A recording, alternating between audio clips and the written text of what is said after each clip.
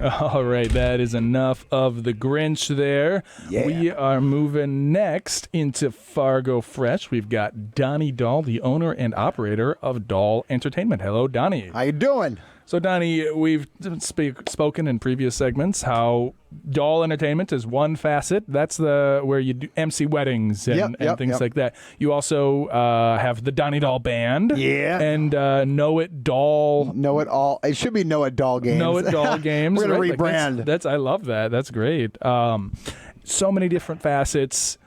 This is all new for you in your new path of sobriety. Yeah. And how long have you been sober? My last drink was like July 9th, not last year, but the year before. 2022? Yeah. Okay, so it's not like a new thing. No. It's sticking. What?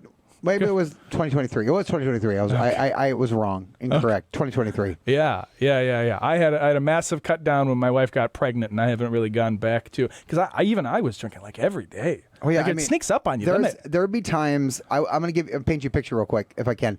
There'd be times when I'd be DJing, and I used to have, I don't know, when we play in a band and I DJ at clubs and stuff. And my manager gave me a rider, and what a rider is what the bar would have to give you besides over and above pay, like drinks, whatever. Yeah. And I would ask for a 6-pack of PBR. I would ask for a bottle. The pounders? Yes. Because did they even come in a 12 ounce? I don't know. Okay. So What's 12? I would ask for a bottle of Fireball. Woo! And I would literally drink the whole bottle while I was working and DJing that night in these clubs. And it was a nightly occurrence. And I'm just like, I don't know how I lived. When you just quit that cold turkey. Yep. That is wild. Yeah, since I cut back, when I do drink, I'll only have 2 or 3. I used to, I'd have 7 or 8 or 9, and I'm just like, how did I even keep going and going and going? Like it's amazing what you get accustomed to. Right. The nonsense. But so you're on that clean and sober track. You've got these different facets of your business. What's the future for Dahl Entertainment? You've got your fiance. Yeah, so you're going to get married in January in Hawaii. Hawaii. Yeah. Oh, aloha. Yeah. Kauai, Hawaii. Very nice. Yeah. Very nice. We're pretty pumped. And so you're going to get married. And what's the business hold, or what's the future holding? Stacy just went full time with our business. Yeah. Oh wow. She was with Bell Bank for years. Yeah. And she left Bell Bank and went full time with. Can't Dahl wait to have her on the show. Hear her story on that. That's exciting. Yep. And then now the future is growth right now. Yes. Grow the wedding side, grow the bar side. We'd like to get in literally every single bar if we can for trivia and music bingo, and then I want to. You've got the business in North Dakota. It's a North Dakota business. North Dakota business, yeah. Okay. And what's the plans for expansion then? Are you hoping to leverage into other DJs? Are you going to? We do have a few DJs that already work for us right now. You do? We do. Yep. So they work for Dahl Entertainment. They work for Dahl Entertainment, and I pay them. Is that common to? Because I feel like when you name it after yourself. Dahl Entertainment kind of limit. Do you feel like the name limits you? I don't think so. It's just Dahl Entertainment. It's not Donny Dahl. I mean, if they book Donny Dahl, it's a different thing. Yeah, so. sure. Okay. So, and who are your entertainers? Future guests of the show. Yeah, we have Travis. I've got Josie Fogg. That's his real name, Josie Fogg. I love it. I know. I'm like going, that's your real name. Yeah, that's cool. That's cool. Yeah. So I mean, there's a select few. My son did it for a while with me, but he decided to.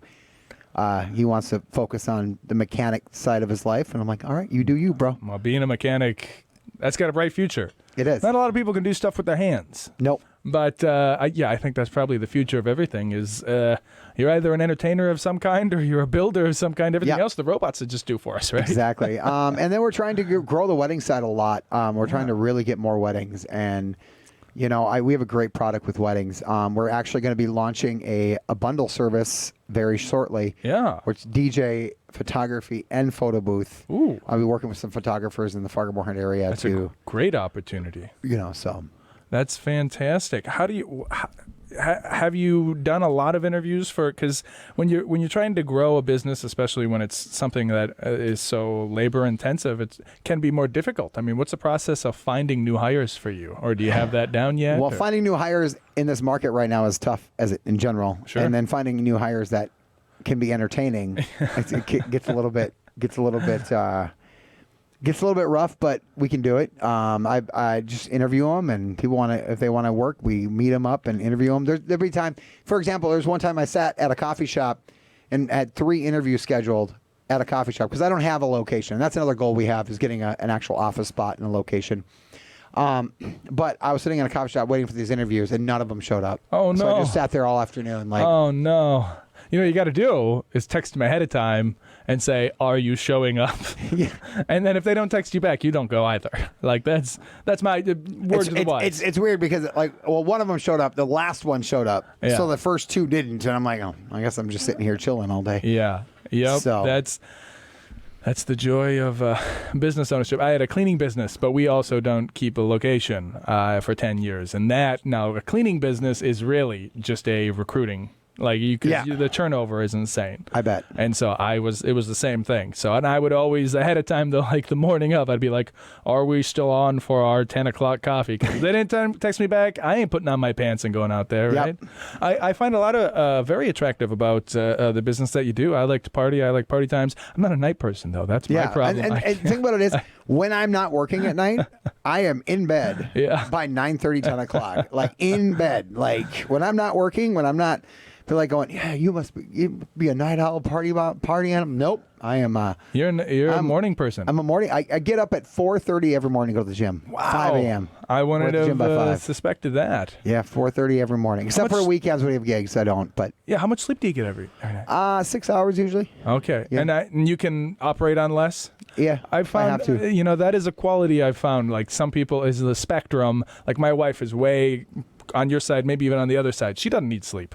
Yeah. Like when we were in college, we would just like party all night. I'd go pass out. She'd go to class. Like I just skip class, But she, nope, she keep going. But I need my 8 hours of sleep. So, no, I love what you do. But thank you. it's unfortunate that there's no parties on during the day. You know what I mean? I know, and that's what we try. It should have day parties, right? We need like a rave that starts at 9 a.m. in the morning. You know, we need a 40-something party.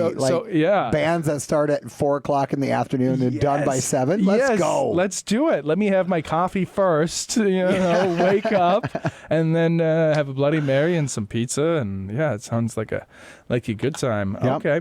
Well, I think that is all the time for Bloody Marys we have. We are gonna go into Fargo Fresh next segment, so don't go nowhere.